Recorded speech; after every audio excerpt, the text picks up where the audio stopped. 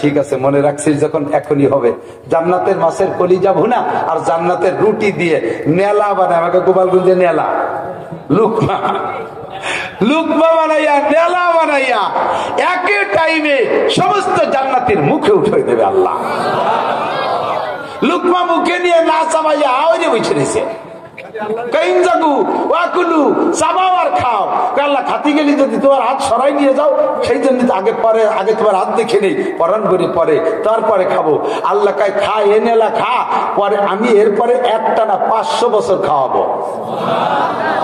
যুবক, কে খাওয়াবে? জোর হলো না?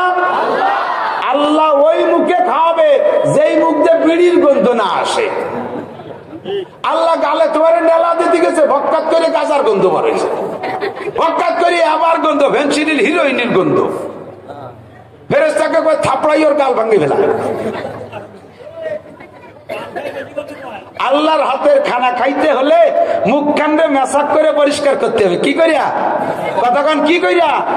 কি মেসাক? নিমির মেসাক? নো, তওবার মেসাক। আস্তাগফিরুল্লাহ। তওবার মেসাক দিয়ে দাঁত মাজো।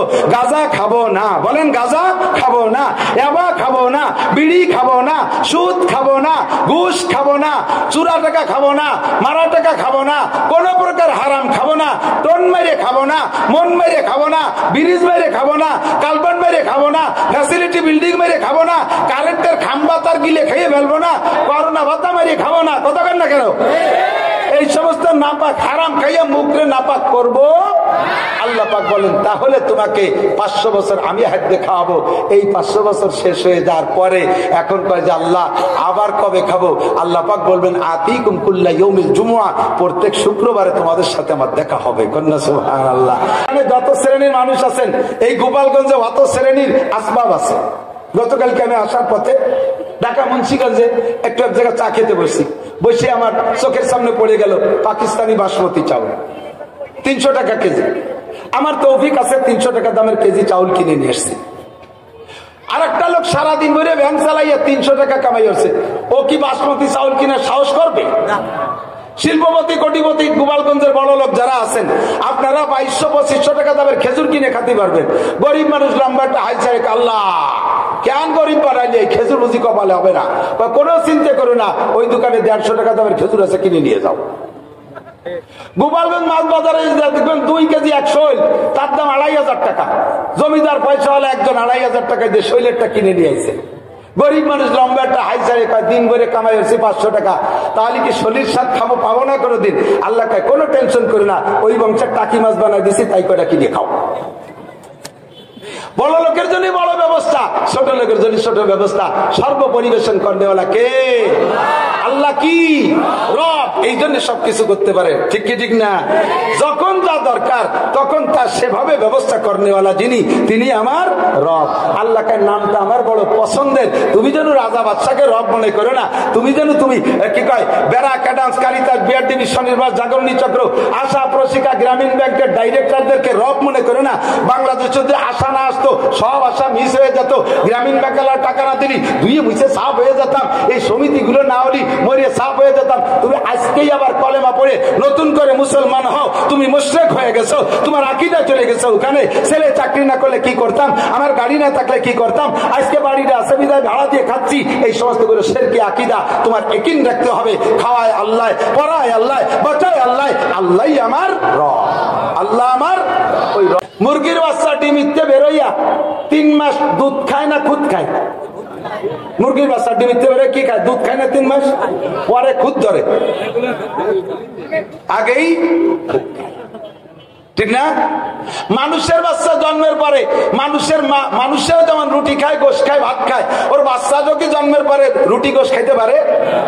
শায়ের বলে তেফলেরা আগার না দিঘি বার যায় শীত, তেফলে মিসকিনরা আজানান মুর্দাগির, চার পারা কদরে তাকাত পারেনে বরজইফা কদরে হিম্মত কারেনে, মুর্গা কে আজবাই জাবিরু আয়াত রুজি তলবাদ আদমি জাদান দারদ খেরা দোয়া কলো তুমি। আল্লাহু আকবার।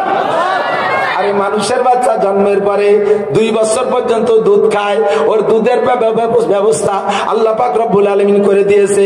সব আব্বা মা ফিডার কিনতে পারবে না, সব আব্বা মা ডানো কিনতে পারবে না, সব আব্বা মা স্টারশিপ কিনতে পারবে না, আরে ফ্লাক্স ফিডারের ব্যবস্থা সবাই করতে পারবে না।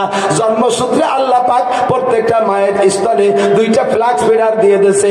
কত সুন্দর পদ্ধতি, পরিমাণ মতো গরম, পরিমাণ মতো ঠান্ডা, পরিমাণ মতো মিষ্টি, পরিমাণ মতো পানি, পরিমাণ মতো লবণ, আরে পরিমাণ মতো গাঢ়, পরিমাণ মতো তরল, পরিমাণ মতো ভিটামিন, পরিমাণ মতো প্রোটিন, পরিমাণ মতো সবকিছু দিয়া সুন্দর করে দুধ পরিবেশন। এইটা দুনিয়ার কোন রাজা বাচ্চার দ্বারা সম্ভব না, এইটা দুনিয়ার কোন বিজ্ঞানীর দ্বারা সম্ভব না। এই সুন্দর পরিবেশন করতে পারে কে? একটা গাভীতে 20 কেজি দুধ হয়, আমি দেখেছি 20 কেজি দুধ গাভীর স্তন থেকে বের করতে তার 4টে বান। 4টে বানের মুখে কয়টা ছিদ্র? 4টে ছিদ্র। কতক্ষণ না কেন না গাই সম্পর্কে খবর নাই, আমি গাভী বলি, আমার জানা আছে গাভীর বানে 4টে ছিদ্র। 4টে ছিদ্র দিয়ে 20 কেজি দুধ বের হয়, তার মানে এক এক বান দিয়ে 5 কেজি করে দুধ বের হয়। 5 কেজি দুধ একটা ছিদ্র দিয়ে বের হয়। আর মায়ের স্তন থেকে বাচ্চাতে 1 পোয়া 1.5 পোয়া আধা কেজি দুধ পান করে। এই 1 পোয়া 1.5 পোয়া আধা কেজি দুধ বের করতে আল্লাহ পাক 2টে ছিদ্রের পর নির্ভর করেন নাই, 2টে ছিদ্র আল্লাহ রাখেন নাই। ওই দুধ বের করার জন্য 16 32টা ছিদ্র আল্লাহ ব্যবহার করেছে। কেন ব্যবহার করেছে? এই 16-32টা ছিদ্রের মুখে 32টা মেশিন আছে, 32 প্রকারের মেডিসিন আছে। মুখের ভিতরে 32টা দাঁত হবে, ওই 32 ছিদ্রের ভিতরে ছিদ্র দিয়া দাঁত দুধ আসবে মুখের ভিতরে। ওই মেশিনের ভিতরে ওখানে আল্লাহ মেডিসিন দিয়েছে। মুখের যে 32টা দাঁত, 32টা দাঁতের 32 রকম অনুভূতি, 32 রকম শক্তি। কথা বলেন ঠিক ঠিক না? সামনের দাঁতগুলো কাটার মেশিন, সামনের দাঁত যে কাটে না, আর ওই গুড়ার দিকের দাঁত হলো জাতা কল। সামনের দাঁত দিয়ে কুচকুচরে কাটা যায়, কিন্তু চাবানোর মজা কি পাওয়া যায়? পিছনে পাঠাই দিতে হবে ওই জাতা কল দিয়ে শেষ। এর জন্য নামও রাখছে সর্বন্ধন্ত, ঠিক না? ওই দাঁতের যাই শক্তি, এই দাঁতের সেই শক্তি না। ওই দাঁতের যে অনুভূতি, সামনের দাঁতের এই অনুভূতি না। রব্বুল আলামিন আমার রব কত সুন্দর সিস্টেম করেছে। এই 32টা দাঁতের শক্তি 32টা ছিদ্রের ভিতরে রেখেছে। হাদিস أو كما قال عليه الصلاة والسلام سبحانك لا علم لنا إلا ما علمتنا إنك أنت العليم الحكيم جزى الله عنا محمدا ما هو أهله سبحان الله وبحمده سبحان الله العظيم رب اشرح لي صدري ويسر لي أمري واحلل عقدة من لساني يفقه قولي رب زدني علما اللهم أرنا الحق حقا وارزقنا اتباعه وأرنا الباطل باطلا وارزقنا اجتنابه সকলে বলি আমিন। মাহফিলের শেষ প্রান্তে চলে আসছে প্রায়। শেষে দোয়া হবে, দোয়ার আগেও পরে দুরূদ শরীফ পড়লে দোয়া কবুল হয়। আগের দুরূদ শরীফটা আমরা একটু আগেই পড়ে নিই। হুজুর আলাইহিস সালাতু ওয়াস সালাম বলেন, মান সাল্লা আলাইয়া মাররা সাল্লাল্লাহু আলাইহি আশারা মাররা, যে আমার উপরে একবার দুরূদ শরীফ পড়বে আল্লাহ তার উপরে তাৎক্ষণিক 10টি রহমত নাজিল করবে। হাদিসে আরো আসছে তার আমল নামা থেকে 10টি গুনাহ মুছে দেওয়া হবে, নতুন করে আমল নামায় 10টি নেকিও লিখে দেওয়া হবে। জান্নাতের ভিতরে অসংখ্য পদমর্যাদা থেকে 10টি মর্যাদা তাকে বাড়িয়ে দেওয়া হবে। এ ফজিলাত সেই পাবে যে দুরূদ শরীফ জবান দিয়ে পড়বে। একজনে পড়বে আর একজনে শুনবে, শুননেওয়ালার উপরে এই ফজিলাত নেই। কাজে আমরা সকলে অন্তর থেকে অত্যন্ত মোহাব্বতের সাথে একবার দুরূদে ইব্রাহিমী পড়ে নেই। আল্লাহুম্মা সাল্লি আলা মুহাম্মাদিন ওয়া আলা আলি মুহাম্মাদ كما صليت على إبراهيم وعلى آل إبراهيم إنك حميد مجيد اللهم بارك على محمد وعلى آل محمد كما باركت على إبراهيم وعلى آل إبراهيم إنك حميد مجيد ঐতিহ্যবাহী আল জামিয়াতুল মুহাম্মাদিয়া ও এতিমখানা কোট মসজিদ মাদ্রাসা গোপালগঞ্জ এর উদ্যোগে আয়োজিত ৪৯তম ২ দিন ব্যাপী বার্ষিক ওয়াজ মাহফিল। ২ দিন ব্যাপী মাহফিলের সমাপনী দিন দ্বিতীয় দিনের সম্মানিত সভাপতি মাদ্রাসার সুযোগ্য সুদক্ষ সাহেব ইলম সাহেব মারিফাত সাহেব আমল মোহতামিম সাহেব হুজুর হাফিজাহুল্লাহ, মসজিদ ও মাদ্রাসা কমিটির সম্মানিত সভাপতি এবং সদস্যবৃন্দ, গোপালগঞ্জের প্রাণ কেন্দ্রে আয়োজিত আজকের মাহফিলে উপস্থিত প্রাণপ্রিয় দেশবাসী, এই অঞ্চলের অনেক অনেক উলামায়ে কেরাম, আয়েম্মায়ে মাসাজিদ, মাদ্রাসার আজিজাম তোলাবা, দূর পর্দার আড়ালে বসে থাকা মা ও বোনেরা, আল্লাহ তাবারক ওয়া তাআলার শাহী দরবারে তার অসংখ্য নিয়ামতের অসংখ্য শুকর। সর্বোপরি বড় শুকর যে আল্লাহ পাক রব্বুল আলামিন জেলা সদরের লক্ষ মানুষের মধ্য থেকে বাছাই ছাঁটাই করে আমাদেরকেই পছন্দ করে জান্নাতের বাগানে ডেকে নিয়ে আসছেন। 2 দিন ব্যাপী মাহফিলের এ পর্যন্ত আহলে হক উলামায়ে কেরামের জবান থেকে অনেক অনেক ভালো কথা শোনার সুযোগ করে দিয়েছেন। আজকের মাহফিলের শেষ অধিবেশন পর্যন্ত আমাদেরকে জমে বসে থাকার সুযোগ দিয়েছেন, শুকর আদায় করে নেই আলহামদুলিল্লাহ। এ প্রতিষ্ঠানটা ৪৯তম মাহফিল চলে, কমপক্ষে প্রমাণ করে ৪৯টাই মাহফিল হয়েছে ৪৯ বছর। বহুত বড়দের আনাগুনা এখানে হয়ে গেছে। কাশিয়ানী হুজুর আসছেন, গহরডাঙ্গার মোহতাম শাহ হুজুর আসছেন,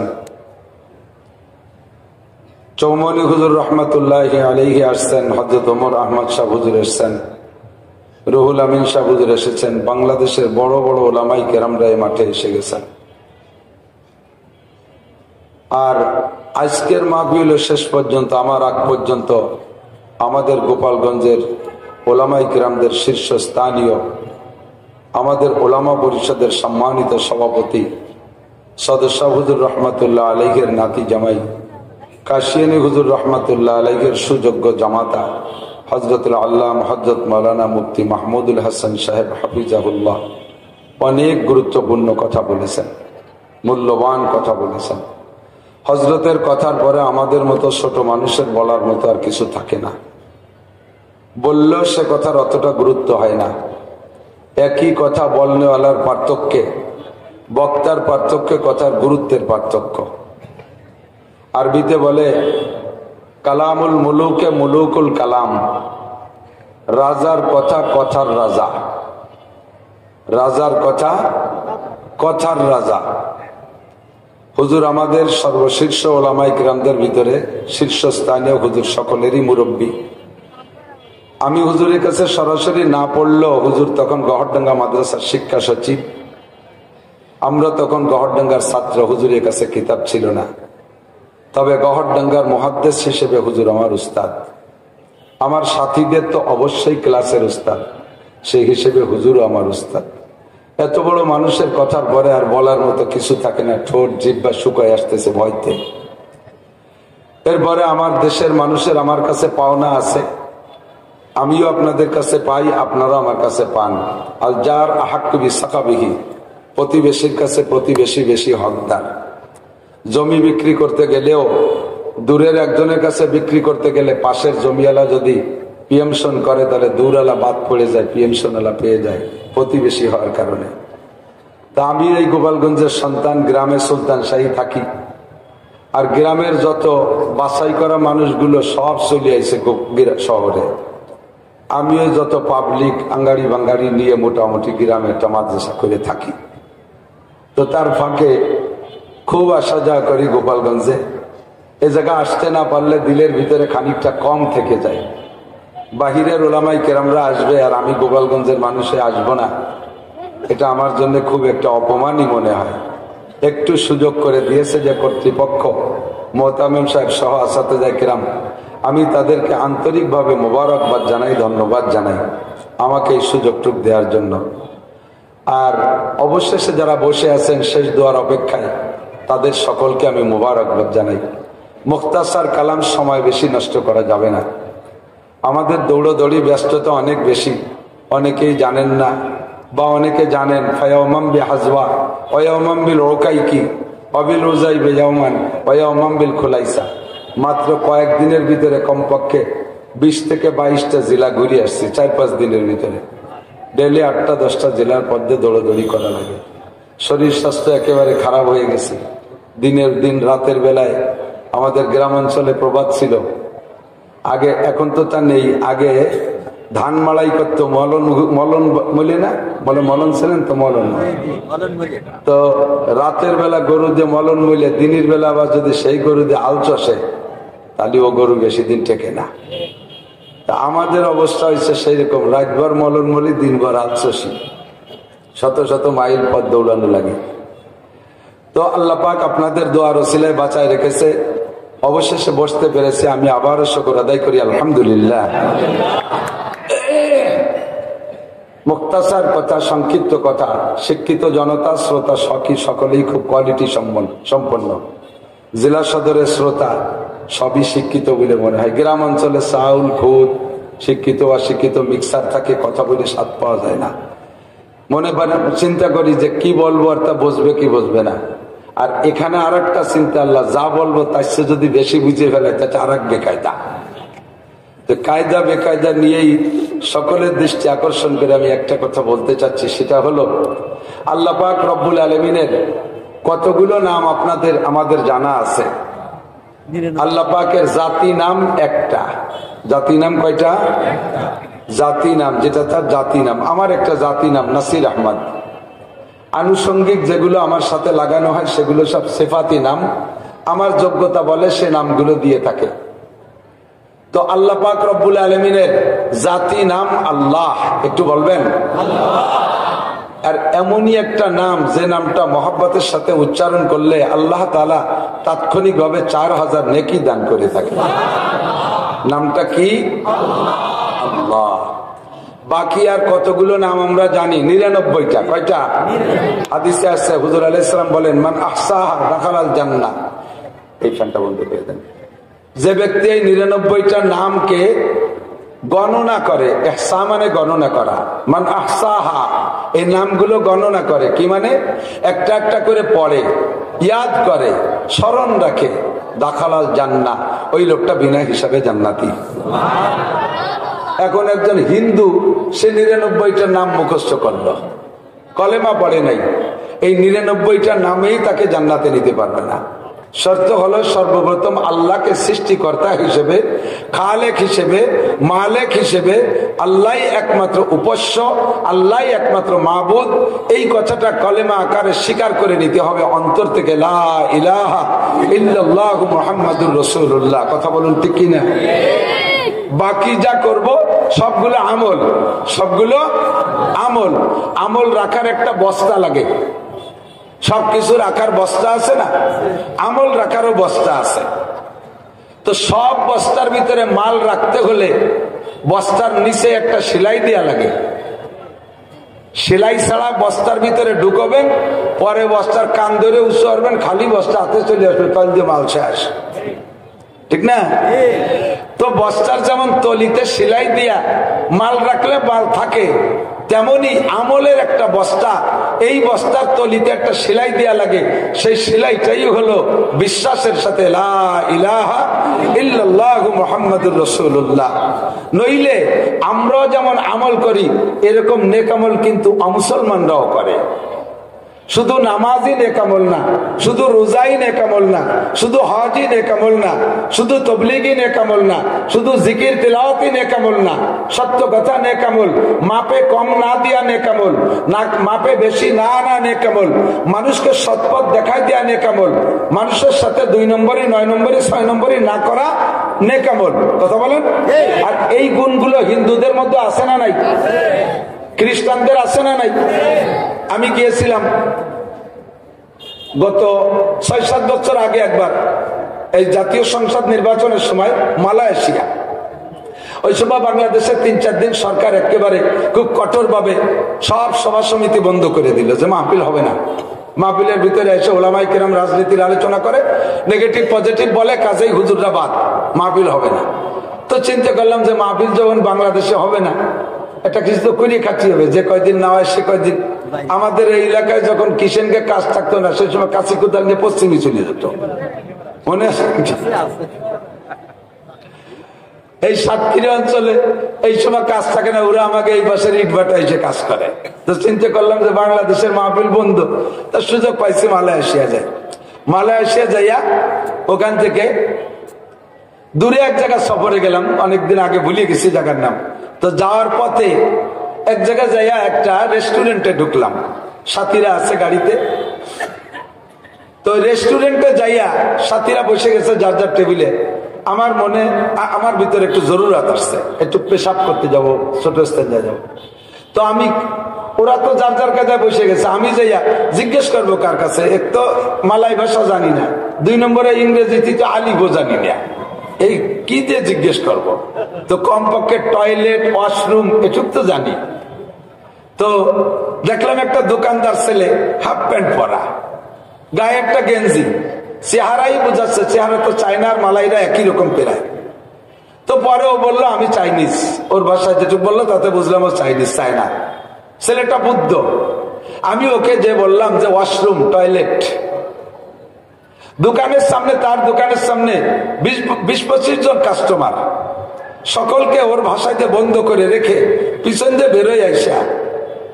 বেরোয় আইসা ও আমাকে সাথে করে নিয়ে ওই মার্কেটের শেষ প্রান্তে ওয়াশরুম, সেই জায়গা পর্যন্ত গলির ভিতরে আঁকা বাঁকা, সে জায়গা পৌঁছাই দিয়া বাথরুমের ভিতরে নিজে যাইয়া পরিষ্কার না অপরিষ্কার এটা পর্যবেক্ষণ করে, অপরিষ্কার যতটুকু ছিল নিজে হাতে পরিষ্কার করে দিয়ে এরপরে আমাকে ইশারা করলো, যান এখন পারবেন। কাজটা ভালো কাজ না? কাজটা ভালো কাজ। একটা বুদ্ধ ছেলে, আর আমার দেশের বাংলাদেশি ছেলেকে যদি লঞ্চ ঘাটেতে কয় বাড়ি বাথরুম কোন দিক, কয় বসে বড় হয়ে গে সামনে তো বারে, কয় বসে বড় হয়ে গে তোমার জন্য পায়খানা নিয়ে এসে এনে দাঁড়ায় রয়েছি।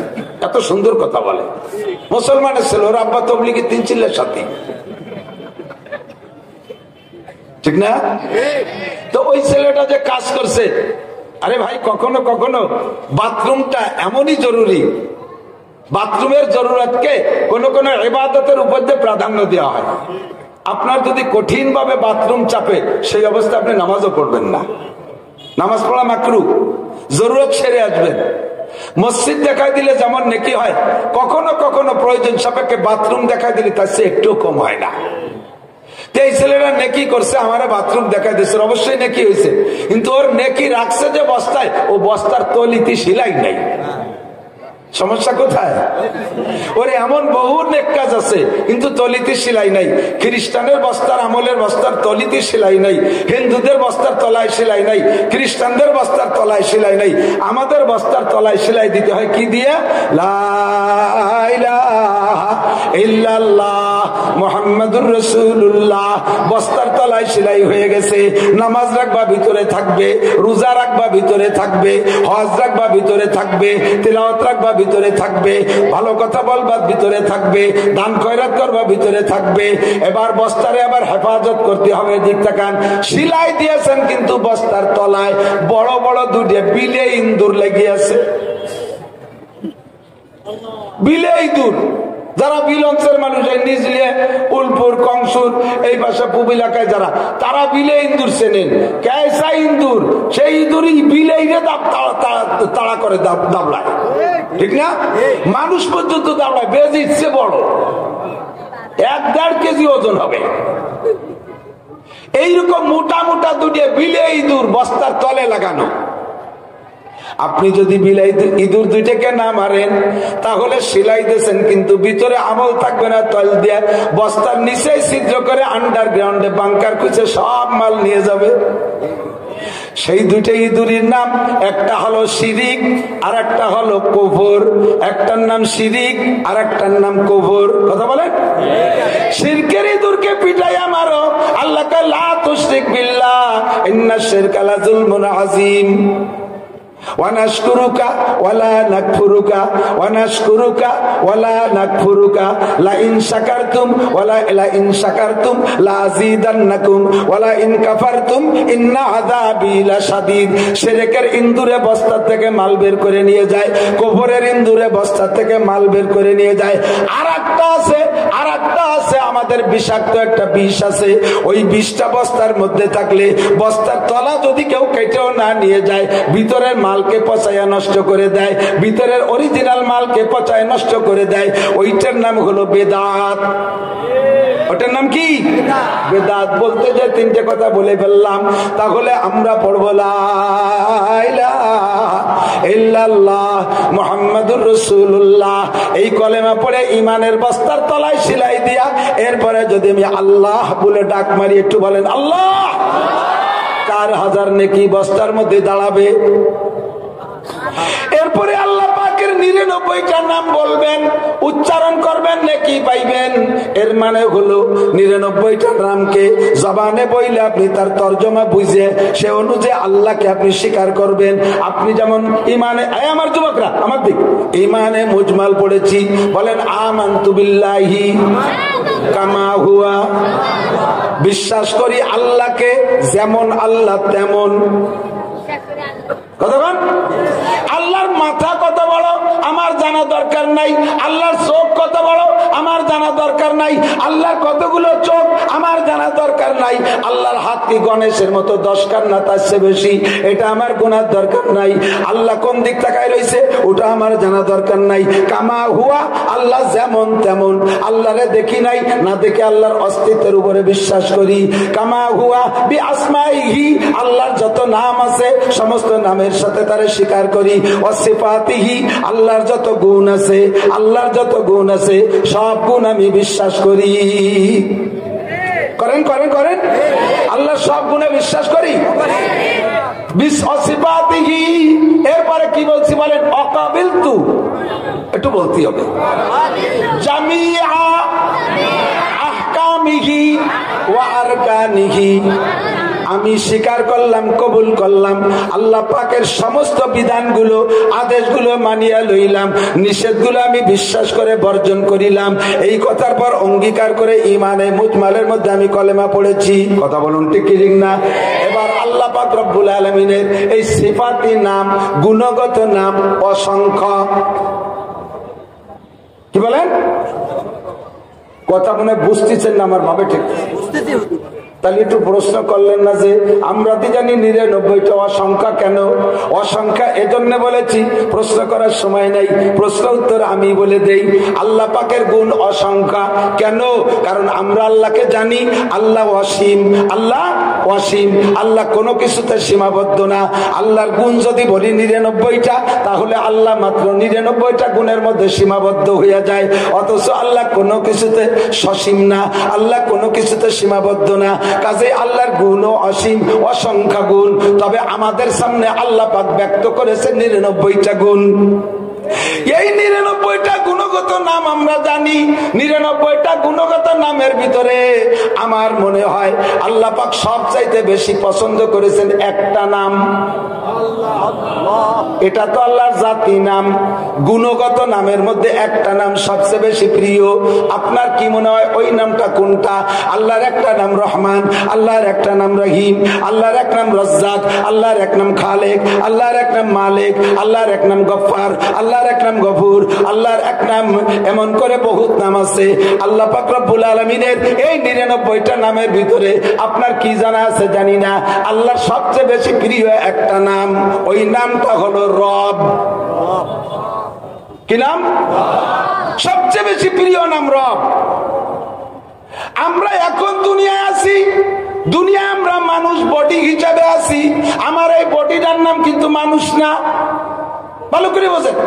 আমার এই বডিটার নাম মানুষ না, মানুষ আলাদা একটা জিনিস, সেইটা আমার ভিতরে কাজ করে, সেইটার নাম রূহ। কথা বলেন ঠিক কি ঠিক না?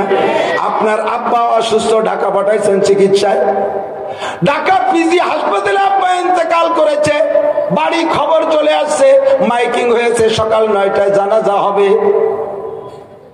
আল্লাহু আকবার। এবার আপনার বাড়ি যারা আছে, আপনার আরো ভাইরা আছে, বাড়ি যারা আছে স্থানীয় সবাই যাইয়া বাড়ি আপনার যে ভাই আছে তারে কি জিজ্ঞেস করে, আপনার আব্বা কি ঢাকা থেকে আসছে? কি বলে, লাশ কি ঢাকা থেকে আসছে? কতক্ষণ ঠিক না? লাশ ঢাকা থেকে আসছে। আরে লাশ ঢাকা থেকে আসছে, আসবে যে লাশ, সে লাশ তো তার বাপ, কিন্তু মরার পরে আর আব্বা কয় না। তোমার আব্বা কি ঢাকা থেকে আসছে, তোমার কাকা কি ঢাকা থেকে আসছে, তোমার দাদা কি ঢাকা থেকে আসছে, লাশ কি ঢাকা থেকে আসছে, জিজ্ঞাসা করে। এই কথা ঠিক ঠিক না?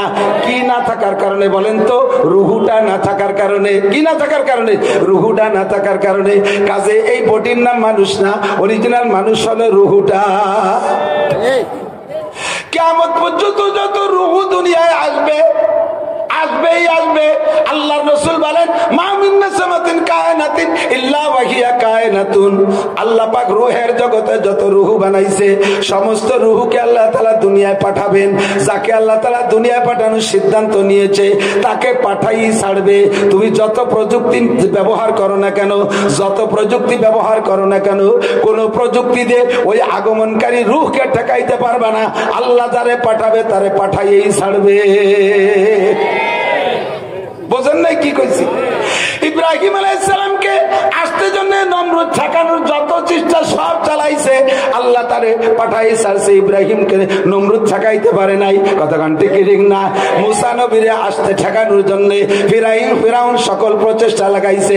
তৎকালীন বাদ কন্ট্রোল ব্যবস্থা যা করা দরকার সবই ফিরাউন আর নমরুদ করেছে, কিন্তু ঠেকাইতে পারে নাই।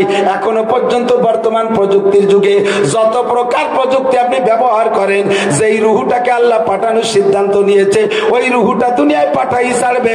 যেদিন আসবে সেদিন প্রযুক্তির কিছু আপনার বাড়ি থাকবে না, আপনার কোনো প্রোটেক্ট ব্যবস্থা থাকবে না, ওর পাকে আল্লাহ পাঠাইই ছাড়বে। সব রুহুকে আল্লাহ তাআলা ময়দানে আলমে আরওয়াহের ভিতরে বসাইয়া ওই জায়গা আল্লাহ তাআলা জিজ্ঞাসা করেছিলেন। ওই জায়গা আল্লাহ তাআলা একটা মস্ক করাইছে, জিজ্ঞাসা করাইছে, আলাস্তু বি রব্বিকুম। কি জিজ্ঞাসা করছে? একটু মনে রাখতে হবে, জানা কথা সামনে এর সাথে আনুষঙ্গিক আসবে, সেইটার অপেক্ষা করেন। আল্লাহ কি জিজ্ঞাসা করছে? আলাস্তুবি রব্বিকুম, আলাস্তুবি আল্লাহকুম, আলাস্তুবি খালিকিকুম, আলাস্তুবি মালিকিকুম, আলাস্তুবি রহমানিকুম, আলাস্তুবি রহিমিকুম, আলাস্তুবি গফফারিকুম।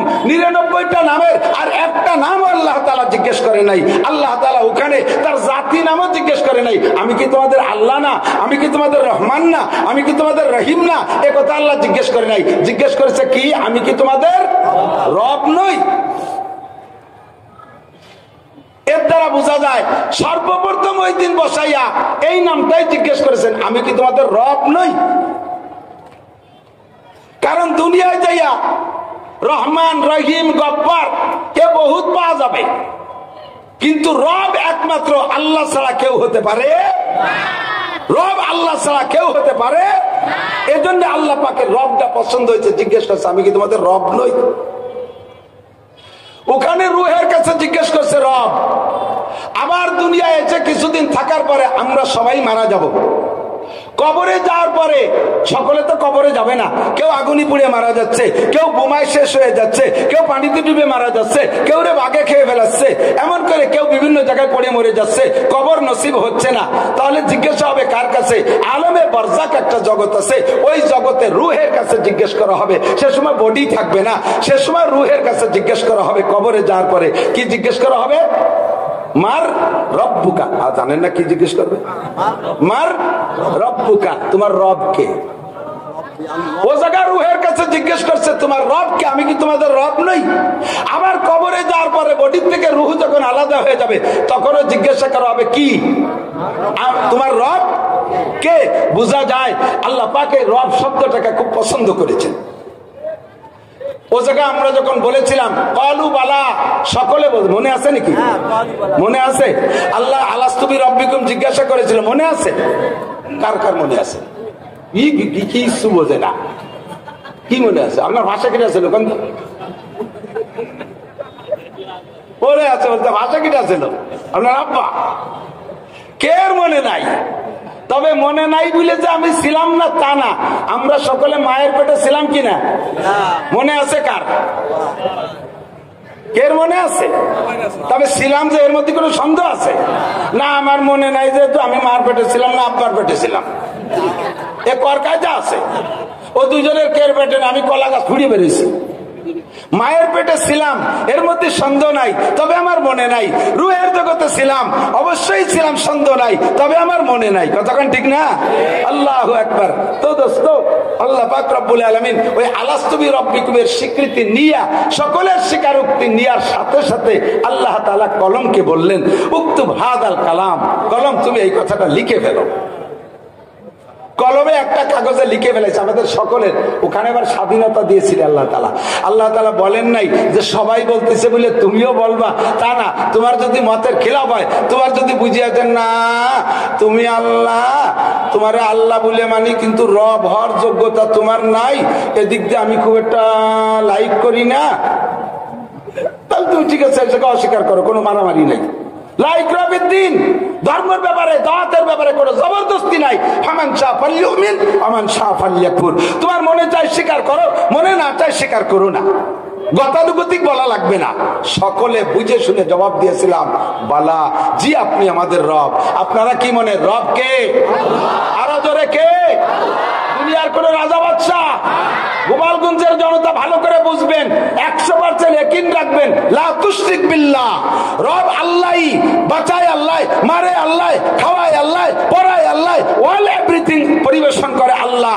আমাকে আমলিগও করে না, বিএনপিও করে না, রাজনৈতিক কোনো দল করে না, নেতারা আমারে কিচ্ছু করতে পারে না, আমারে বাঁচায় মারে কে? ইয়াকিন তৈরি করেন, মুশরিক হয়ে যাচ্ছি আমরা।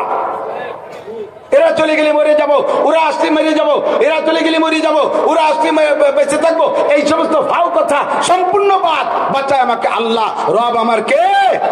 ইয়াকিন তৈরি করেন, ভিতরে ইয়াকিনটা বসান। আল্লাহ পাক রব্বুল আলামিন এই রবের স্বীকারোক্তি নিয়ে কলম রেখেছে, লেখো। কলমে লেখছে একটা কাগজে। লিখার পরে আল্লাহ বলছেন হাজা আমানাতুক ফি ইয়াদিক, এটা তোমার হাতে আমানত, এটা তুমি রেখে দাও। অন্য কোনো ফেরেশতা না, কলমে লেখার পরে একজন ফেরেশতার দায়িত্ব দিয়েছে, এটা তুমি হেফাজত করে রাখবা। কতদিন? কয় যে কিয়ামতের মাঠে লাগবে। এতদিন তা রাখবো কোন জায়গা? রাখো এক জায়গা।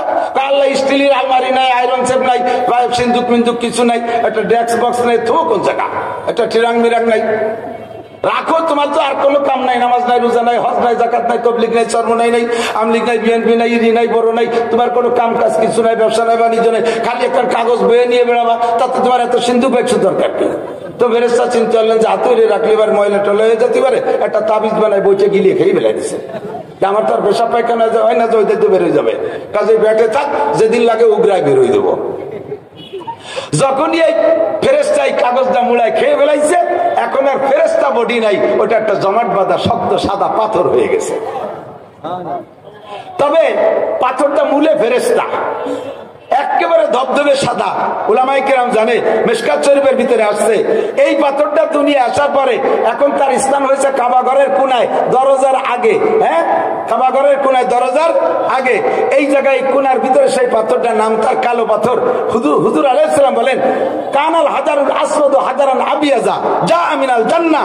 এই হাজারে আসওয়াদ কালো পাথর, এইটা শুরুতে ছিল সাদা, এখন এটা কালো হয়ে গেছে, আসছে জান্নাত থেকে। কন্যা সুবহানাল্লাহ।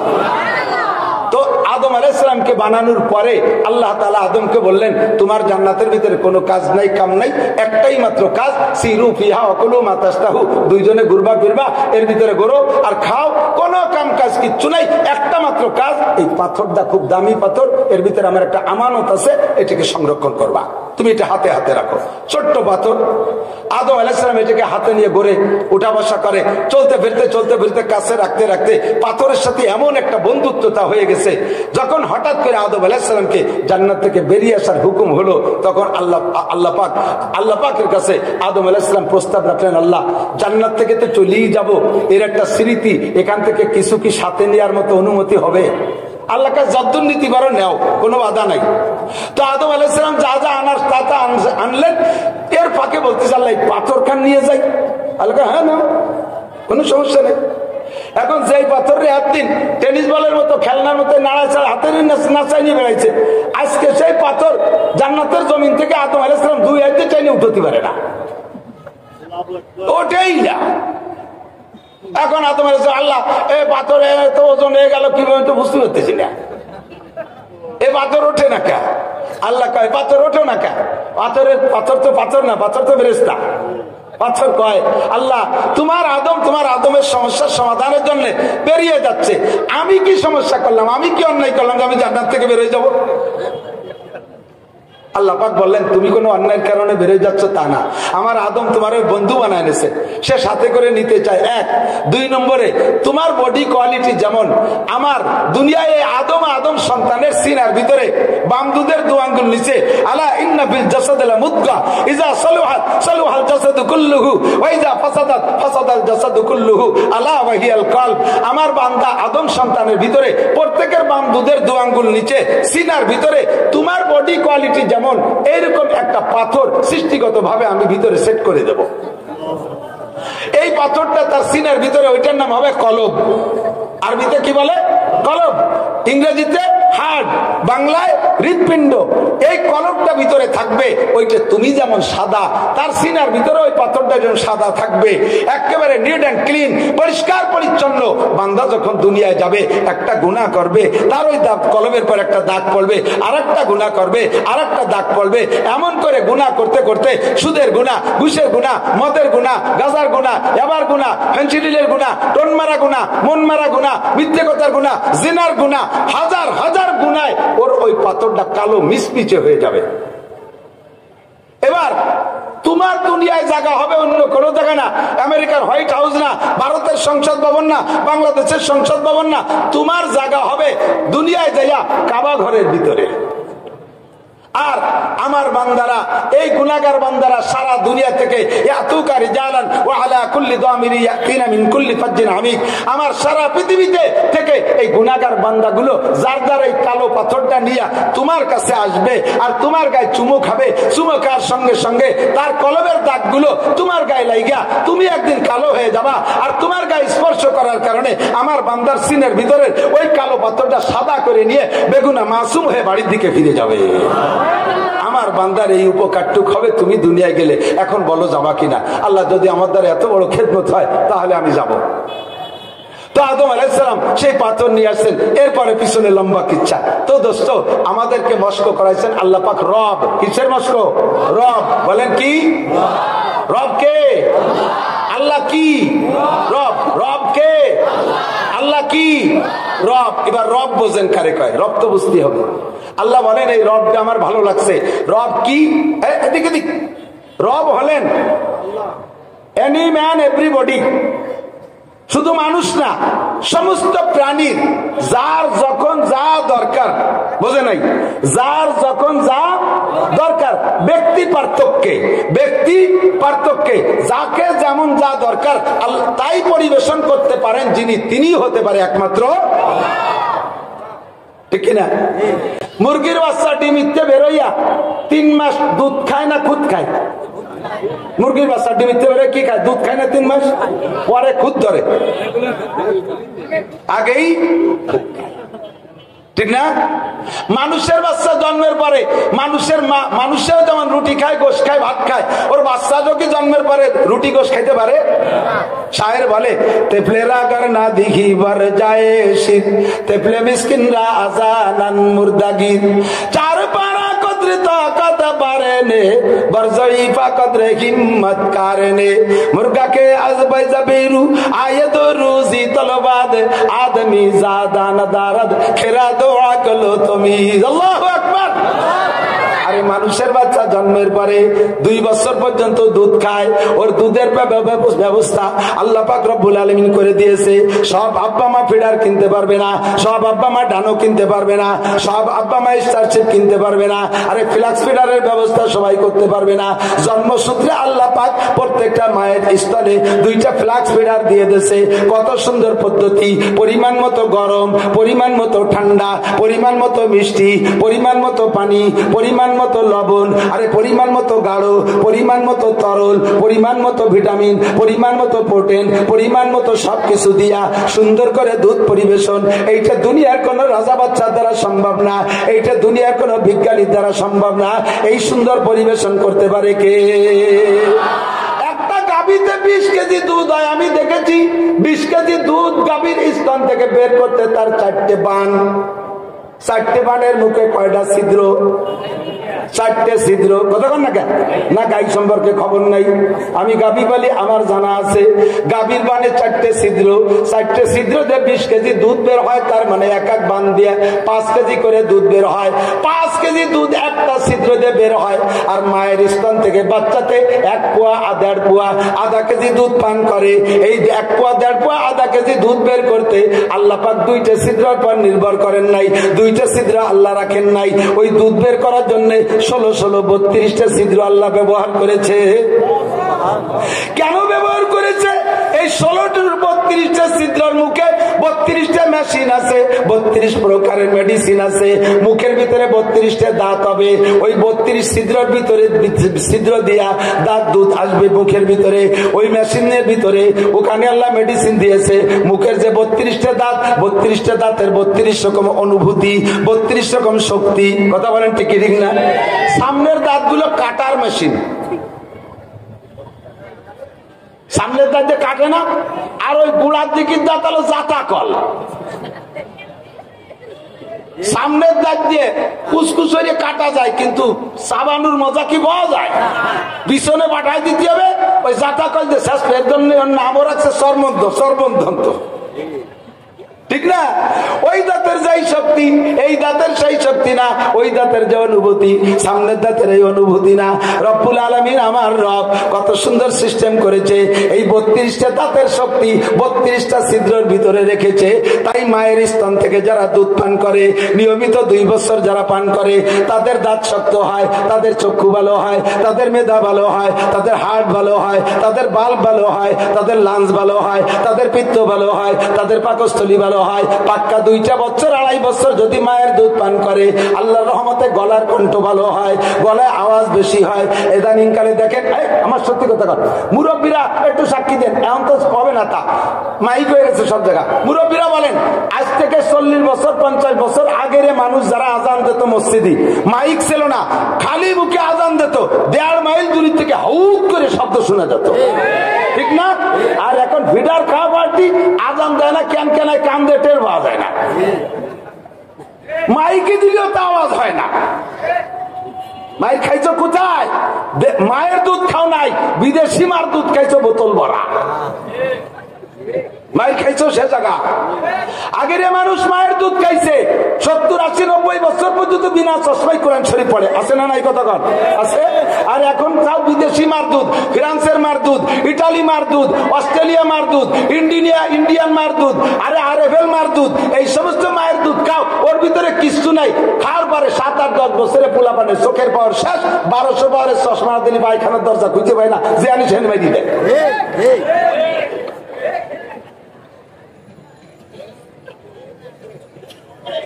মহিলারাও গেছে অলস হইয়া। এই ডাক্তারদের কাছে তো ডাক্তারদের এরিয়া, ডাক্তারের অভাব নাই।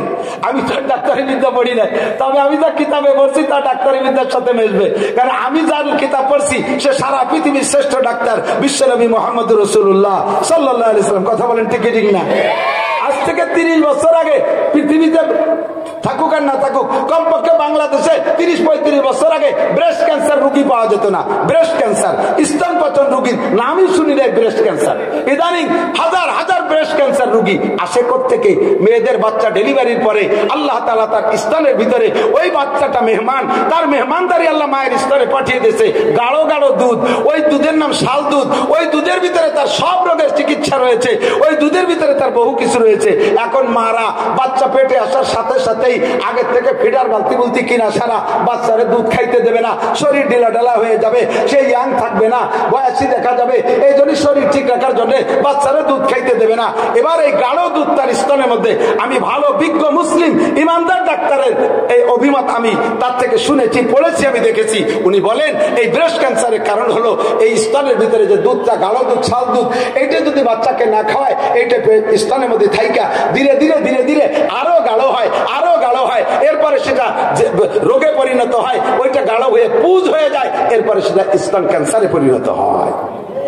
আল্লাহ কয় আমার মেহমানের মেহমানদারি দিয়েছি, আমি রব হিসেবে তাকে যা দরকার তাই দিয়েছি, তুই আমার মেহমানকে খেতে দিস নাই, আর তুই ইয়াং থাকবি, তোর ইয়াং কবরস্থানে পৌঁছে দেবো অল্প দিনের ভিতরে। রবকে রবকে আল্লাহ কি? আল্লাহ কি? আল্লাহ আমার রব, ঠিক কিনা? এখানে যত শ্রেণীর মানুষ আছেন, এই গোপালগঞ্জে অত শ্রেণীর আসবাব আছে। গতকালকে আমি আসার পথে ঢাকা মুন্সিগঞ্জে একটু এক জায়গায় চা খেতে বসছি, বসে আমার চোখের সামনে পড়ে গেল পাকিস্তানি বাসমতি চাউল 300 টাকা কেজি। আমার তৌফিক আছে 300 টাকা দামের কেজি চাউল কিনে নিয়ে এসছি।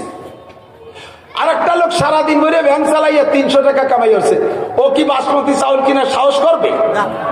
শিল্পপতি কোটিপতি গোপালগঞ্জের বড় লোক যারা আছেন, আপনারা 2200-2500 টাকা দামের খেজুর কিনে খাতে পারবেন। গরিব মানুষ লম্বাটা হাইছে, আল্লাহ কেন গরিব বানাইলে খেজুর বুঝি কপালে হবে না? কোনো চিন্তা করো না, ওই দোকানে 150 টাকা দামের খেজুর আছে, কিনে নিয়ে যাও। গোপালগঞ্জ মাছ বাজারে দেখবেন 2 কেজি 100, তার দাম 2500 টাকা। জমিদার পয়সা হলে একজন 2500 টাকা দিয়ে শৈলেরটা কিনে নিয়ে আসে। গরিব মানুষ লম্বা একটা হাইসারে দিন করে কামাই হচ্ছে 500 টাকা, তাহলে কি শরীর স্বাদ খাবো পাবো না কোনোদিন? আল্লাহ কয় কোনো টেনশন করে না, ওই বংশের টাকি মাছ বানাই দিছি, তাই কয়টা কিনে খাও। বড় লোকের জন্য বড় ব্যবস্থা, ছোট লোকের জন্য ছোট ব্যবস্থা। সর্ব পরিবেশন করেওয়ালা কে? আল্লাহ কি? রব। এই জন্য সবকিছু করতে পারে, ঠিক কি ঠিক না? যখন যা দরকার তখন তার সেভাবে ব্যবস্থা করেওয়ালা যিনি, তিনি আমার রব। আল্লাহকে নামটা আমার বড় পছন্দের। তুমি যেন রাজা বাদশাকে রব মনে করো না, তুমি যেন তুমি কি কয় বেড়া ক্যাডান্স কারিতাস বিআরটিভি স্বনির্ভর জাগরণী চক্র আশা প্রশিকা গ্রামীণ ব্যাংকের ডাইরেক্টরদেরকে রব মনে করো না। বাংলাদেশ যদি আশা না আসতো, সব আশা মিস হয়ে যেত। গ্রামীণ ব্যাংকের টাকা না দিলি ধুয়ে মুছে সাফ হয়ে যেতাম, এই সমিতিগুলো না হলি মরিয়ে সাফ হয়ে যেতাম। তুমি আজকেই আবার কলেমা পড়ে নতুন করে মুসলমান হও, তুমি মুশরিক হয়ে গেছো, তোমার আকীদা চলে গেছে ওখানে। ছেলে চাকরি না করলে কি করতাম, আমার গাড়ি না থাকলে কি করতাম, আজকে বাড়িটা আছে বিদায় ভাড়া দিয়ে খাচ্ছি, এই সমস্ত করে শিরকি আকীদা তোমার ইয়াকিন রাখতে হবে। খাওয়ায় আল্লাহ, পড়ায় আল্লাহ, বাঁচায় আল্লাহ, আল্লাহই আমার রব। আল্লাহ আমার, ওই রবই আমার। আল্লাহ কয় রবটা আমার বড় ভালো লাগছে, আর বেশি ব্যাখ্যা দেবো না। এরপরে কয় এই রব যাতে ভুলে না যাস কাটতো, কারণ আখেরি পরীক্ষা আছে কবরে, সে জায়গাও রবের পরীক্ষা। কিসের পরীক্ষা? কবরে ফেরেশতা আসবে, আপনাকে বসাবে, ফাইজলিসানিহি বসাবে, জিজ্ঞেস করবে মার রব্বুকা, কি বলবেন? মার রব্বুকা, তুমি কোন, তোমার রবকে কি বলবেন? রব্বি আল্লাহ, একটু বলেন রব্বি আল্লাহ। আবার আপনাকে জিজ্ঞেস করবো আমার দিনুকা, তুমি কোন ধর্মের মানুষ? বলবেন আমি বিএনপি ধর্মের মানুষ, আমি আওয়ামী লীগ ধর্মের মানুষ, আমি জাতীয় পার্টি ধর্মের মানুষ, আমি দুনিয়ার কোন দলের। আরে আমার ধর্মের নাম কি? আরো ধরে ইসলাম। ধর্ম বলতে একমাত্র, কোন দলের পরিচয় দিলে পাশার চামড়া থাকবে না, পাশায় ঝালা বাঁধতে যাইও, অথবা শস্য তেল মায়ের যাতে বাড়ি স্লিপ করে। দিনিয়াল ইসলাম, বলেন দিনিয়াল, কিন্তু এই করেন, কবরে জিজ্ঞাসা হবে। এরপরে এই দুটোর জব যখন দিয়ে বেলাইছেন, এর মধ্যে আসবে একটা লোক, সুন্দর পাগড়ি মাথায়, আরে কি নুরানি চেহারা, গায়ে জুব্বা, বিড়বিড় করে আপনার সামনে দিয়ে হেঁটে যাচ্ছে। আপনাকে এর মধ্যে জিজ্ঞেস করবে ওমান হাদা রাজুলুল্লাযী বুইসা ফীকুম, তোমার কি পরিচয় আছে ওই লোকটার সাথে যাকে দিয়ে তোমার দুনিয়ায় তোমার ধর্ম পাঠানো হয়েছিল? ওই লোকটাকে চেনো? বলতে বলতে হুজুর আলাইহিস সালামের ছবি আপনার সামনে চলে আসবে। আপনি এই প্রশ্নের জবাব একদিক দিয়ে দিবেন, আর একদিক দিয়ে দৌড় মারবেন। অবি মুহাম্মাদিন নবিয়ান সাল্লাল্লাহু আলাইহি ওয়াসাল্লাম হাযা সাইয়্যিদি ওয়া হাযা নবিয়্যি ওয়া হাযা রাসূলি। এই ফেরেশতারা থামো, এই যে আমার সেই নবী যায়, এই যে আমার সেই রাসূল যায়। জোরে কন্না সুবহানাল্লাহ। তিন প্রশ্নের জবাব দেওয়ার সাথে সাথে আল্লাহ পাক আরশে আজিম থেকে ডেকে বলবেন, ফেরেশতারা আলবিসুহু মিনাল জান্নাহ। আমার বান্দারে তিনটে প্রশ্ন করেছো না, তিনি এটার জবাব যথাযথ দিয়েছে। আমার বান্দাকে আর এই মাটিতে শুয়ায় রাখা যাবে না। আলবিসুহু মিনাল জান্নাহ ওয়া আফরিশুহু মিনাল জান্নাহ। দুনিয়ার কাফন তার গায়ে পরানো থাক, এই বডিতে পরানো থাক, তার রুহের গায়ে জান্নাতের এক সেট জামা গায়ে দিয়ে দাও। তার বডিটা মাটিতে শোয়া থাক, তার রুহটাকে মাটিতে শোয়ানো যাবে না। তার রুহটাকে শোয়ানোর জন্য জান্নাতের খাট পালং বিছিয়ে দাও।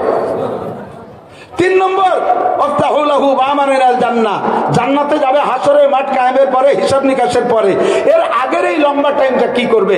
এই জগতে আল্লাহ পাক বলবেন আফতাহুলাহু বামানিনাল জান্নাহ, আমার বান্দার সাথে জান্নাতুল ফেরদাউসের সাথে একটা দরজা খুলে দাও। হুজুর বলেন ফায়ুফতাহ, সাথে সাথে খুলে দেওয়া হবে। খুলে দেওয়ার পরে ফেরেশতা দুজন আপনাকে কি বলবে? নুম নুম কানাউমাতিল আরুস, তুমি নতুন দুলহার মতো ঘুমাও। লা ইয়াস্তাইকিজুকা আহাদুন ইলা ইয়াউমিল কিয়ামা, কিয়ামত পর্যন্ত তোমার আর কেউ ঘুম থেকে উঠাবে না। একটু বলবেন না সুবহানাল্লাহ? জোরে কন্না সুবহানাল্লাহ। এইটা হবে রবকে রব বলে স্বীকার করতে পারলে। আপনার লাস্ট রেজাল্ট এখানেই পেয়ে গেছেন। এখন এই রব যাতে ভুলে না যান, রব যাতে ভুলে না যান। আর খেয়াল করে না, এই রব রে যাতে ভুলে না যান, আল্লাহ তাআলা অবিরাম এই রব রে মস্ত করানোর জন্য একটা ব্যবস্থা রেখেছেন। সেটা হলো যত নামাজ আমি পড়বো, হাদিসে আছে লা সালাতা ইল্লা বিফাতিহাতিল কিতাব, সূরা ফাতিহা ছাড়া নামাজ হবে।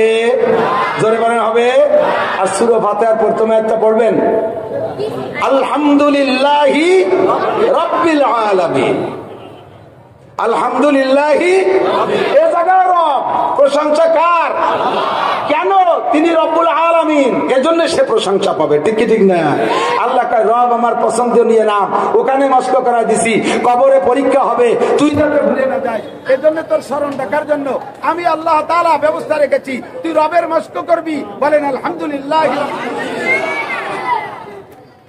আলহামদুলিল্লাহি রাব্বিল আলামিন। কোন নামাজ সূরা ফাতিহা ছাড়া হবে না, যাতে রব্বুল আলামিন রবের মস্ক থাকে।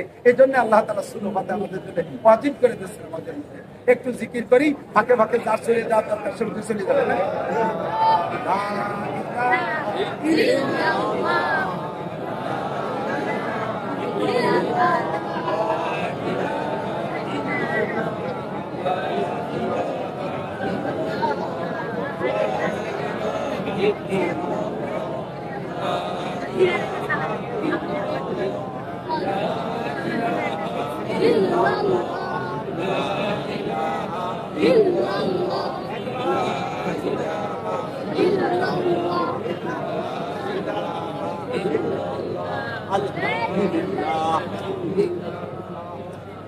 আলহামদুলিল্লাহ, বলেন আলহামদুলিল্লাহি রাব্বিল আলামিন। আল্লাহ পাক বলেন এই রব রে ইয়াদ রাখার জন্য আমি অবিরাম এটা ওয়াজিব করে দিয়েছি। সূরা ফাতিহা কোন সূরা? কয়টা মশলা বলবো? কয়টা মশলা বলবো? কষ্ট হচ্ছে আপনাদের? এদিক তাকান। সূরা ফাতিহা ছাড়া কোনো নামাজ হবে? জানাজার নামাজও কেলো কে দেখি এলো কাজা। জানাজার নামাজ সূরা ফাতিহা ছাড়া হবে? পেছাই গেছে। জানাজার নামাজ নামাজ না, যে নামাজে রুকু নাই সিজদা নাই ওই নামাজ নামাজ না। যে নামাজে রুকু নাই সিজদা নাই ওই নামাজ। সালাতের মানে কয়েকটা, তার ভিতরে একটা হলো দোয়া। কাজেই জানাজা হলো সালাতুল জানাজা, মানে জানাজার মাইয়িতের উদ্দেশ্যে দোয়া। এর মধ্যে রুকু নাই সিজদা নাই, কাজেই এ জায়গা সূরা ফাতিহাও লাগবে না।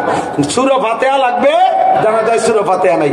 এখন সূরা ফাতিহা নামাজের মধ্যে পড়েন। ইমাম সাহেবরা এদিকে, ইমাম সাহেবরা খেয়াল করি।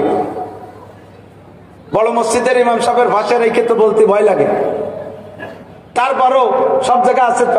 ইমাম সাহেবরা জানে, ইমাম সাহেবরা শেখানোর জন্য বলছি না, জাস্ট মাত্র স্মরণ করা দেওয়ার জন্য বলছি। আর আমরা সকলে সূরা ফাতিহা এমনি পড়ি অথবা নামাজের মধ্যে পড়ি।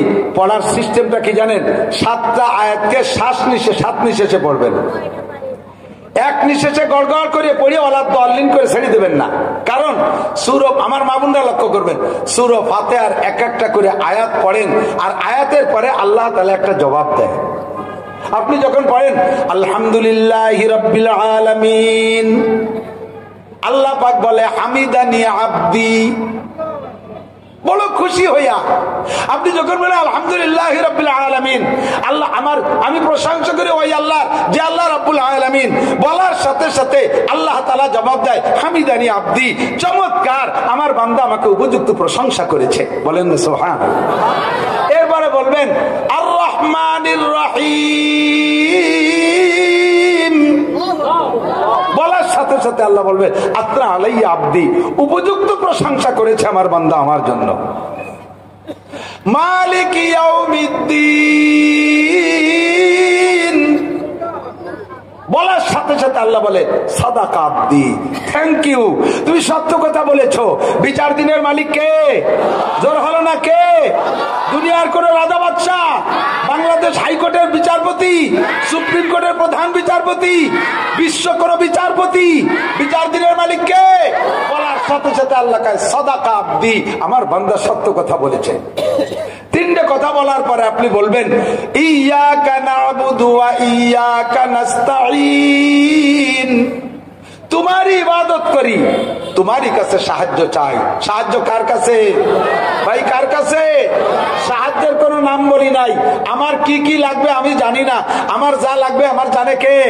আমার আল্লাহ। এদিক তাকান, একটা মেশিন কিনে নিয়ে আসছেন, একটা মেশিন কিনে নিয়ে আসছেন, মেশিনের ছোট্ট একটা পার্টস লুজ হয়ে গেছে, একটা নাট লুজ হয়ে গেছে, অথবা একটা চিকন পার্টস ক্ষয় গেছে, দেখবেন যে মেশিনের মূল শব্দ নাই, গ্যার গ্যার গ্যার গ্যার শব্দ হচ্ছে, অথবা বন্ধ হয়ে গেছে। এখন মেশিনের কোন পার্টসটার দুর্বলতার কারণে মেশিনের এই সমস্যা হচ্ছে, এটা কি মেশিনে বোঝে? এটা কে বোঝে? মিস্ত্রি বোঝে, আর মেশিন বানানোওয়ালা বোঝে। ঠিক কি ঠিক না? আমি একটা মেশিন, আমার কি দরকার, আমার এখন এই অসুবিধা, ওই অসুবিধা, এই সব অসুবিধা আমি জানি না। এক বাক্যে আল্লাহকে বলে দিছি ওয়া ইয়াকা নাস্তাঈন, আমার যা যা দরকার সব তোমারই কাছে চাই। এই আয়াতের ভিতরে দুইটি অংশ, একটা হলো ইয়াকা না'বুদু, আল্লাহ তোমারই ইবাদত করি। ইবাদত কার? কতক্ষণ কার? লা তুশরিক বিল্লাহ ওয়ালা ইউশরিক বিইবাদাতি রাব্বি আহাদা, ইবাদতের মধ্যে কাউকে শরীক করব না। ইবাদত হবে কার জন্য? আল্লাহরই জন্য ইবাদত করি। এই কথা বলার পরে আল্লাহ কয় হাযা বাইনি ওয়া বাইনা আব্দি, এই আয়াতটা দুই ভাগ হয়ে গেছে, অর্ধেক আমার আর অর্ধেক আমার বান্দার। আমারটুকু আমি পেয়েছি, ওয়ালি আব্দি মা সাআলা, আমার বান্দা যেটা চাইছে ওরে তা দিয়ে দিলাম। বুঝেন? কথা মনে রাখতে হবে। এরপরে এই পর্যন্ত বলার পরে এরপরে আল্লাহকে বলবেন আল্লাহ এ তো সাধারণ ভাবে চাইলাম, আমার কোনটা কি লাগবে আমি জানি না, এটা তুমি বুঝে বুঝে দিবা, তবে আমার একটা দাবি আছে আল্লাহ, খাস একটা কথা বলবো। আল্লাহ আপনার কাছে আমি জিজ্ঞেস করছি না, আল্লাহ রে করতেছি আর কি। আল্লাহরে বলবো আল্লাহ আমার খাস একটা দাবি বলবো। আল্লাহকে বলো তাড়াতাড়ি, এখনই তো বলার সময়। নামাজ হলো বান্দার আল্লাহর মাঝে গল্প করার জায়গা, এটা চাওয়া পাওয়ার জায়গা। তুমি বলো তোমার কি লাগবে। আমি বলে দিছি ইহদিনাস সিরাতাল মুস্তাকিম। আল্লাহ এই বাংলাদেশে বসে দেখি রাস্তার অভাব নাই, রাস্তার অভাব নাই। ঢাকা যাবো, ঢাকা যাওয়ার রাস্তার অভাব নাই। জান্নাতে যাবো, রাস্তার অভাব নাই। যেই আছে সে আমারে রাস্তা দেখায়। আমলিগ, বিএনপি, জামাত, জাতীয় পার্টি, আটরশি, চন্দ্রপাড়া, মানিকগঞ্জ, সুরেশ্বর, ভোজেশ্বর, ইনায়তপুর, বাহাদুরপুর, শরিয়তপুর, মাজারীপুর, ফরিদপুর, তবলিগ, সরমুনাই, ইতাআতি, ওয়াজাহাতি, কাদিয়ানি, আহলে হাদিস, আহলে কোরআন, হিজবুত তাওহীদ, এ যে কি পরিমাণ জ্বালাই খাচ্ছে আল্লাহ, এর ভিতরে সঠিক রাস্তা কোনটা তুমি দেখাই দাও। যে মৌলবী স্টেজে আছে মনে করি যে তারটাই ঠিক। এখন আমি সঠিক রাস্তা বুঝে উঠতে পারতেছি না। তুমি না দেখালে আমি হারাই যাব, তুমি না দেখালে আমি হারাই যাব। ইহদিনাস সিরাতাল মুস্তাকিম, যে রাস্তা দিয়ে গেলে আমি জান্নাতে যেতে পারবো, রাস্তাটা তুমি দেখাই দাও। তবে আল্লাহ তোমার কাছে আরেকটা অনুরোধ বলবো। আল্লাহর কাছে বলতেছি, আল্লাহকে বলো তাড়াতাড়ি বলো। মেহেরবানি করে গায়রিল মাগদুবি আলাইহিম ওয়ালা দাল্লিন, ইহুদিদের রাস্তা, নাসারাদের রাস্তা, অভিশপ্তদের রাস্তা, পথভ্রষ্টদের রাস্তা, এই দুইটা রাস্তায় তুমি আমাকে চালাবা না।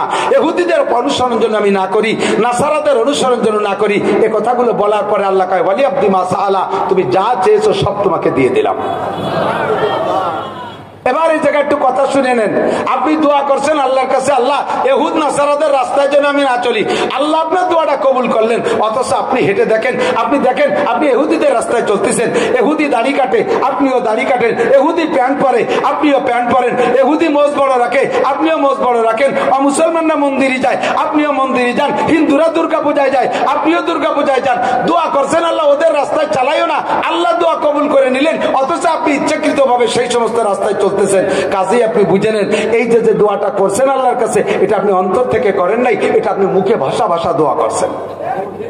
দোয়াটা অন্তর থেকে। আল্লাহ যেন আমাকে সঠিক পথে চালায়, বলেন আমিন। এই যে আল্লাহ ফাঁকে ফাঁকে প্রত্যেক আয়াতের ফাঁকে জবাব দিলেন, এই জবাবটা দেওয়ার জন্য আল্লাহকে সুযোগ সময় দিতে হবে না? নামাজের ভিতরে গড় গড় করে আলহামদুলিল্লাহ রাব্বিল আলামিন রহমানির রহিম মালিকি ইয়াউমিদ্দিন ইয়াকা না'বুদু ওয়া ইয়াকা নাস্তাঈন, হঠাৎ দল্লিন। আল্লাহ কয় আমি যা কব তা কব কোন সময়? তোর যা চালি তা তো দেব, তা দিয়ে আর ভাগ তো দিলি না। কাছে তোর কপাল নিয়ে তুই মর। প্রত্যেকটা আয়াতের ফাঁকে আল্লাহকে ওই কথা জবাব দেওয়ার সুযোগ। আল্লাহ যে সুযোগ না পালি বলতে পারবে না তা না, কিন্তু আল্লাহ যেহেতু সুযোগ চাইছে তুমি এক একটা করে বলো আর আমি জবাব দেই, তা দেবো না কেন?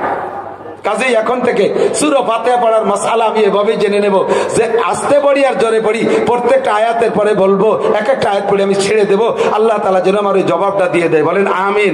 এরপরে ওয়ালা দাল্লিন, তারপরে হলো আমিন। আল্লাহ তুমি কবুল করে নাও। ইমাম সাহেব পড়ছে, আমরা সকলে একমত, তাই তো নাকি বলেন? আর আমি একাও যখন পড়ি তখন আমার এই দাবির উপরে আমি একমত, তুমি কবুল করে নাও। বাহারহাল যে কথা বলতে চাইছি সেটা হলো, রবকে ওখানে স্বীকার করে আসছি, রবের পরীক্ষা হবে কবরে, আমি রবকে করব। আল্লাহ পাক রব্বুল আলামিন এবার সুন্দর একটা কথা, এদিক আমার দিক জায়গা মতো চলে আসছি।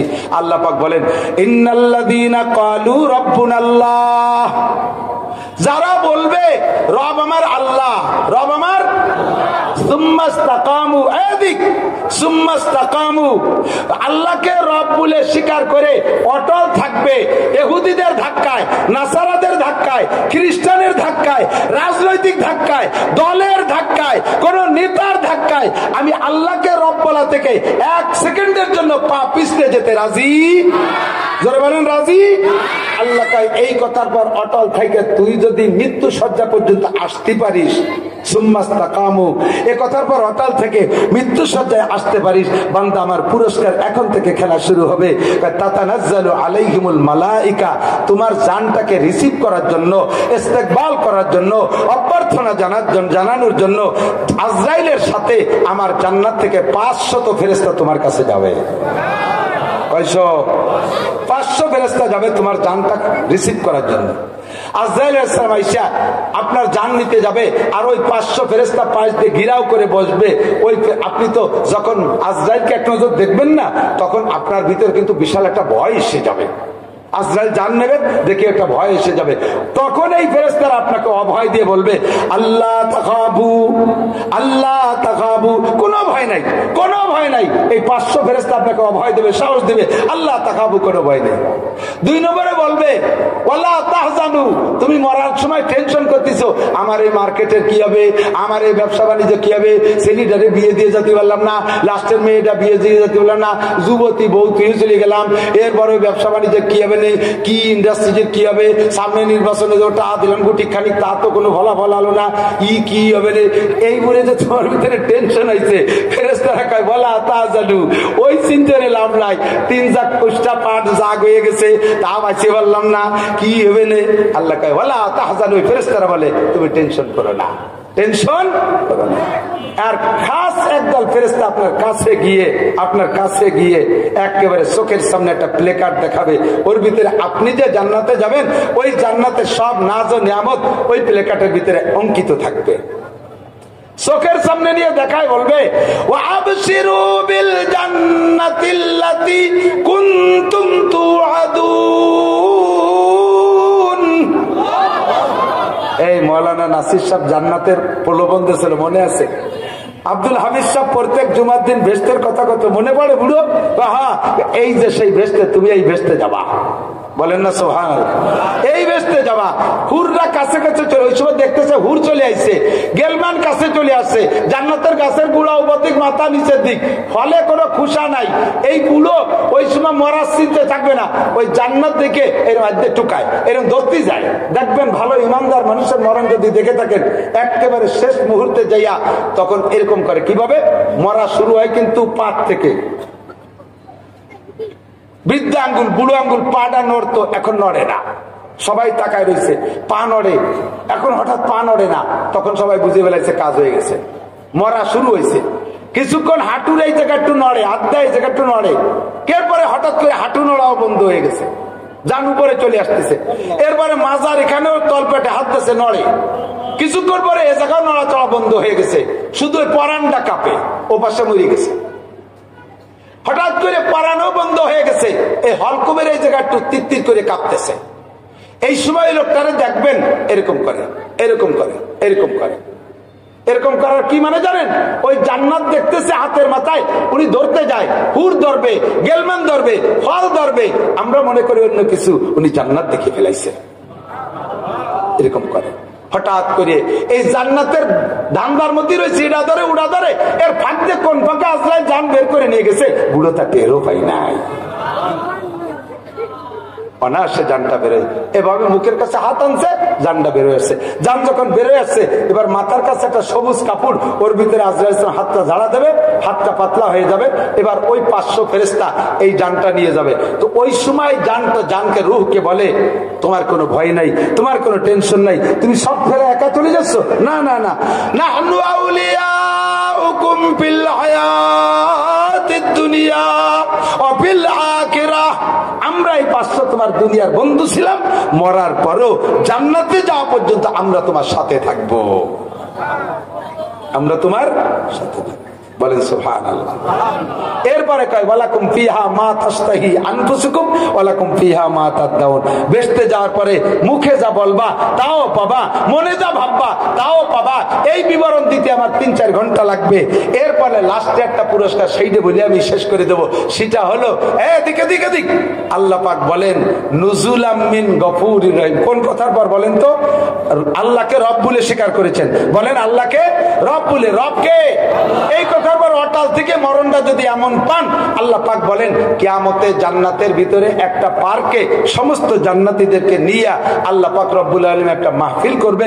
ওই মাহফিলের ভিতরে দাউদ আলাইহিস সালামকে যে সূরা তাহা তিলাওয়াত করে শোনাবে, হযরত নবী আলাইহিস সালামকে দিয়ে সূরা ইয়াসিন তিলাওয়াত করে শোনাবে, এরপরে স্বয়ং আল্লাহ পাক নিজেই সূরা আর রহমান তিলাওয়াত করে শোনাবে। মাহফিল শেষ হয়ে যাওয়ার পরে সমস্ত জান্নাতীরা বলবে, আল্লাহ তিলাওয়াত তো শোনা শেষ, এখন জান্নাতে যাই। আল্লাহ কয় না, মাহফিলের শেষে একটু তবারক হতে হবে, মাহফিলের শেষে একটু তবারক হবে। এই তবারক দেওয়ার জন্য আপনাদের প্রত্যেকের সামনে জান্নাতি পরিবেশকরা আসবে। তারা কারা? গেলমানরা আসবে, পানি পুনি ইত্যাদি নিয়ে, আর এক একজনের সামনে 72 জন করে জান্নাতি হুর 2টা ট্রের ভিতরে 1020 প্রকারের আইটেমের খাবার নিয়ে আপনার সামনে এনে বসায় দেবে। আপনাকে আল্লাহ বলবেন কুলু খাও, কুলু খাও। আপনি বলবেন না খাবো না। কে খাবা না?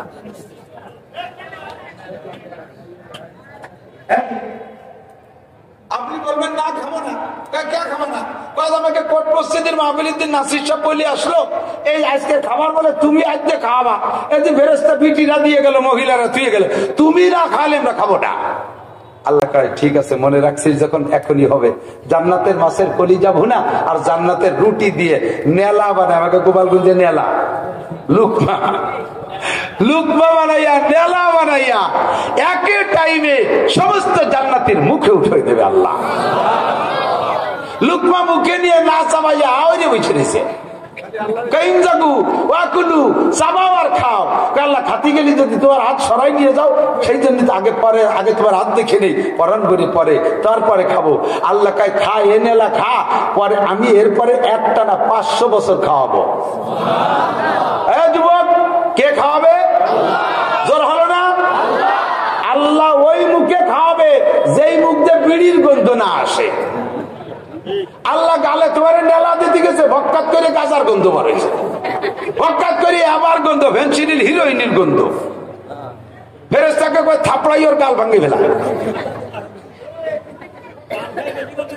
আল্লাহর হাতের খানা খাইতে হলে মুখ কান্দে মেসাক করে পরিষ্কার করতে হবে। কি করিয়া? কতক্ষণ কি করিয়া? কি মেসাক? নিমির মেসাক? নো, তওবার মেসাক। আস্তাগফিরুল্লাহ। তওবার মেসাক দিয়ে দাঁত মাজো। গাঁজা খাবো না, বলেন গাঁজা খাবো না, ইয়াবা খাবো না, বিড়ি খাবো না, সুদ খাবো না, ঘুষ খাবো না, চুরা টাকা খাবো না, মারা টাকা খাবো না, কোন প্রকার হারাম খাবো না, টোন মেরে খাবো না, মন মেরে খাবো না, ব্রিজ মেরে খাবো না, কালবান মেরে খাবো না, ফ্যাসিলিটি বিল্ডিং মেরে খাবো না, কারেন্টের খাম্বা তার গিলে খেয়ে ফেলবো না, করোনা ভাতা মেরে খাবো না। কথা কেন না কেন? এই সমস্ত নাপাক হারাম খাইয়া মুখরে নাপাক করবো। আল্লাহ পাক বলেন তাহলে তোমাকে 500 বছর আমি হাতে খাওয়াবো। এই 500 বছর শেষ হয়ে যাওয়ার পরে এখন কয় যে আল্লাহ আবার কবে খাবো? আল্লাহ পাক বলবেন আতিকুম কুল্লা ইয়াউমিল জুমুআ, প্রত্যেক শুক্রবারে তোমাদের সাথে আমার দেখা হবে। কন্যা সুবহানাল্লাহ। আল্লাহ এবার কয় কি? ফামান কানা ইয়ারজু লিকা রাব্বিহি, ওই দিন যদি আমার সাথে সাক্ষাৎ করতে চাও, ওই দিন যদি আমার সাথে সাক্ষাৎ করতে চাও, ফালিয়ামাল আমালান সালিহা, নেক আমল যা আছে সব খুঁটে খুঁটে করো, নেক আমল যা আছে সব খুঁটে খুঁটে করো।